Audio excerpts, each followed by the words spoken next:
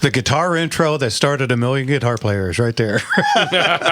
Welcome back to Motorslingers, everybody, right here on the Gunslinger Syndicated Radio Network. And for Robert that just called in, Dodge Brothers Automotive, here's a phone number, 818-360-5581. They're in Granada Hills, which is close to where you're at, and they do work on that car. So give them a call. What's the name of it?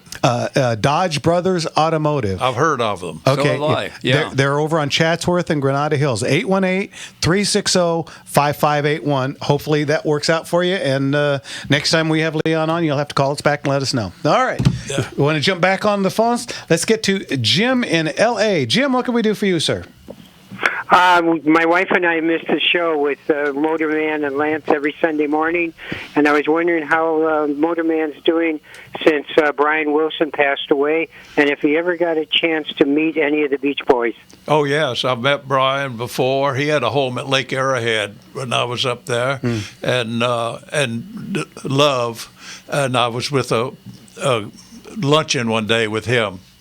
So, yeah, I played him on my show. Now, my son, Motorboy, he didn't like the 50s. He didn't like the Beach Boys. Yeah. He would just credit his dad, come on, man, I'm not coming in no more if you're going to keep playing that stuff. So I would double down on it. We miss your show on Sunday morning. I miss it, too. I have a question for you. My brother-in-law passed away in October, and he left a 1992 Toyota Camry with $263,000 on it. And I was wondering if you think I can get $300 or $400 for it. Sure, if you take care of it, absolutely. All engines, all cars a day, if you take care of them, it'll give you 300,000 miles. You know. Yeah, he took care of it because it's the only car he had. Just probably needs to be jumped or a new battery right now. But I'm trying to have somebody show up with a tow truck and offer me maybe $300 and take it away. You'll be able to get that. Yeah, I would imagine so. Just advertise it somewhere. A scrapper would probably buy for that. Absolutely. For that kind of money. Call that company every time. I got junk, or you got junk, or something. We sure miss you on the radio show. I miss it too, my friend. I miss it too. But the station changed. It wasn't anything to do with me. I'd go back in a heartbeat, but it's just the station changed. Yeah. And I was wondering, are you a veteran? I'm a Vietnam veteran. How about you? Yes, I'm a veteran. I'm a Vietnam vet also. And George is a veteran. So thanks for your service, too. Thank all of you guys for your service. All right. God bless Jim, thanks for the call. Thanks, Jim. Thank you. Have a good week. You too. Thanks for your help. Okay. Oh, I had a question, and now I just... don't you hate when that happens? That's what happens. Let me tell you about that stuff. Yeah, Leon and I can. It only gets worse. Oh, lovely. I'm bad with names, you know. I'm really good with faces.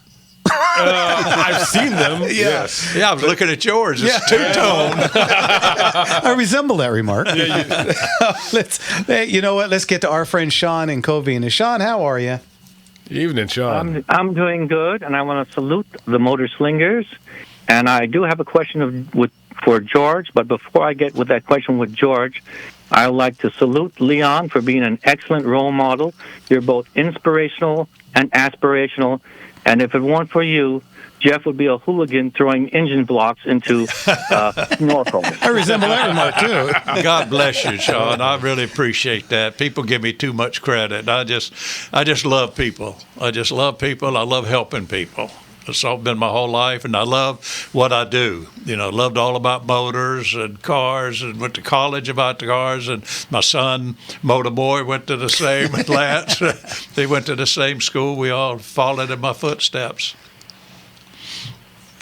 Okay, well, thank you. Now, Mark's not here, but he has a question for George, and I'm going to relay it. And if we have time afterwards, I would like to ask George a question about the B-25 Mitchell. But during World War II, the early part of World War II, the British were using 8 303 Brownings in their Spitfires and their Hurricanes, and he was wondering why when they could have used the 20 millimeter. I want to see if you concur with my theory.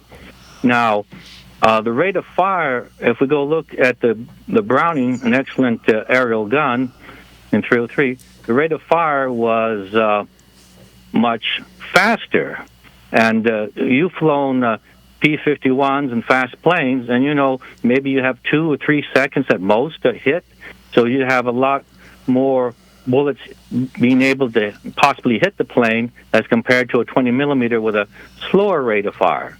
And then, of course, my other theory would be logistics. The British had a lot of 303, and it was easier in logistics, and less 20 millimeter. Probably the 20 millimeter they had was probably for the Navy for anti-aircraft. And then we go to reliability. The Brownings were an excellent, reliable gun, but the British kept on having lot of trouble with their 20 millimeters, and I don't think they worked it out to 41 or 42. And many British pilots who got the Spitfires with 20 millimeters turned them in because they just weren't working. They would rather have the 303s that worked than the gun that didn't work. Do you concur, George? Well, I think you're right on target there. The 303 was easy to come by. It was lightweight for one thing. You could carry a lot of ammo for that gun. A 20 millimeter cannon, you could only carry a number of rounds, and even though it had a slower rate, you couldn't carry many rounds. So the 303 was versatile, lightweight, and you could carry a lot of ammo in the airplane. And it's all in aviation. It's all trade-offs. You're trading off firepower, fire rate for weight. So that was a big part of it. Okay, thank you. Now, I also understood you used to fly P-51s and the B-25 Mitchell, correct? I've got over 1,000 hours in the B-25 Mitchell. Wow. Okay, that's excellent.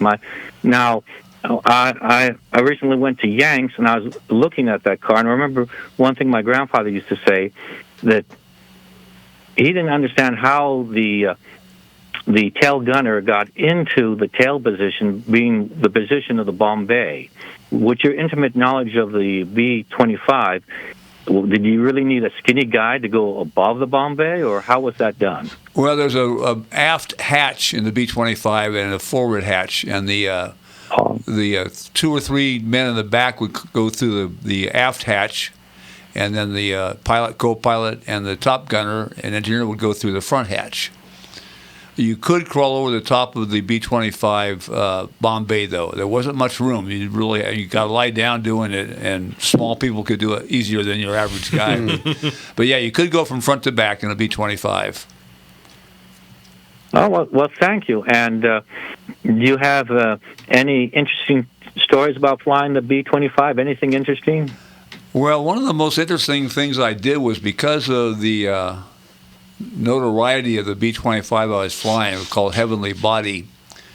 When History Channel wanted to do a documentary about the B-25, they hired us and got Doolittle's co-pilot, Colonel Dick Cole, to come out and fly with us. Wow. And at this point, he was in his 80s, and the film crew got on board, and for the flying section, we took off from Van Nuys. Dick Cole was in the right seat. And as soon as we got off the ground, I said, "Hey, Dick, will you fly the airplane?" And he did. And we make a right turn heading out towards the Pacific Ocean. And I noticed that the heading we were taking was 270 degrees. And being he was Doolittle's co-pilot, I said, "So, Dick, we're heading on the same heading that you guys took off from the Hornet to bomb Tokyo." He said, "Yeah, 270. And I'm thinking, this is kind of cool. I said, "Well, Dick, if we kept on this heading, we'd go to Hawaii." Now, he's 84 years old, hadn't been in the B-25 for 50 years, and he looked right at the fuel gauge and said, "No, we wouldn't make it."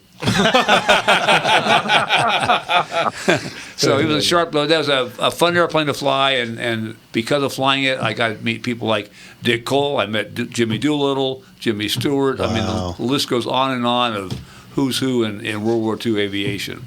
That's pretty amazing. Oh, I have one more question. Real quick, Sean. We're running out of time. Go ahead. This is from Jeff. In 1969, did the Republic of El Salvador recruit you as a P-51 pilot to fight against the Hondurans? They couldn't have paid me enough to do that. But no, I was not there. All right, Sean. Thanks for the call. We'll talk to you later. God bless you. Bye-bye. Wow. You got to meet Jimmy Doolittle. Yeah. Wow. That's impressive. Yeah. We have celebrities meeting Man, I tell you what, between the two of them, holy cow. Really quick, explain who Jimmy Doolittle is to those that sadly don't know. Okay, after World War II got sucked into World War II because of the Japanese attack on Pearl Harbor, President Roosevelt and his staff wanted to strike back at Japan as soon as possible.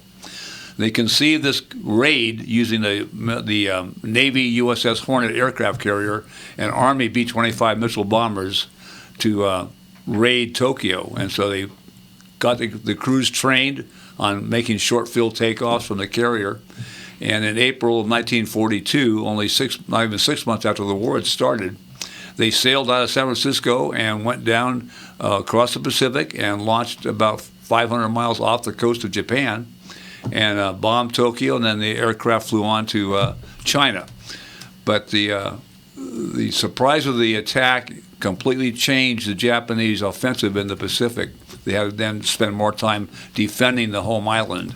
So it was a very significant raid, and Jimmy Doolittle had been selected to lead that raid, and he was quite the guy. And they pretty much all knew they didn't have enough gas to get back. No. So that was just kind of like go one way trip. For yeah, sure. they all pretty much knew that this is probably going to be it, and they did it anyway. Yeah. I mean, that's just. And an then talking to amazing those story. guys at the various reunions when they were still around and doing a lot of talking and what have you, every one of them pretty much said that they didn't think they were going to make it. Well, and some of them didn't. Very few, though. Actually, it was a very high success rate. Yeah. Very few fatalities. I mean, we always talk miracle. about the guys in World War II and the stones that they had. Oh, yeah. You betcha. All right, guys, you're listening to Motor Slingers right here on The Gunslinger Syndicated Radio Network. and we'll be back with more phone calls right after this.